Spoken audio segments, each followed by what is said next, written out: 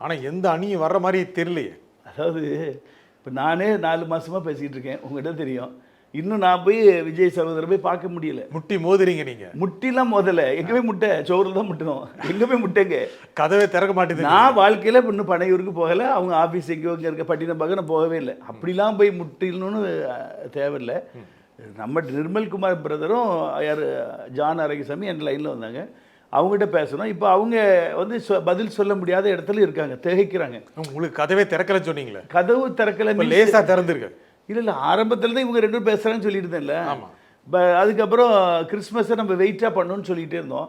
அதுக்கப்புறம் நான் திருநெல்வேலியில் ஒரு இப்போ நான் வந்து திருநெல்வேலி சிஎஸ்சிலேருந்து இப்படி கூக்குரல் விடுறதுனால தான் சரித்திரத்தில் இல்லாத கிறிஸ்மஸ் ஃபங்க்ஷன் முதலமைச்சர் திருநெல்வேலியிலேருந்து நடத்துகிறாரு. அது எங்கள் சிஎஸ்ஐயில் நடத்துகிறாரு, இதுவரை கிடையாது. ஏன்னா அவருக்கு அஸ்திபாரம் ஆட ஆரம்பிச்சிட்டு, அவர் உளவுத்துறை ரிப்போர்ட் போக ஆரம்பிச்சிட்டு, காட்ஃப்ரே நோபல் ஒருத்தர் குடஞ்சிக்கிட்டு இருக்கிறா, கிறிஸ்தவத்தை ஆட வச்சுட்டு இருக்காங்க. அதாவது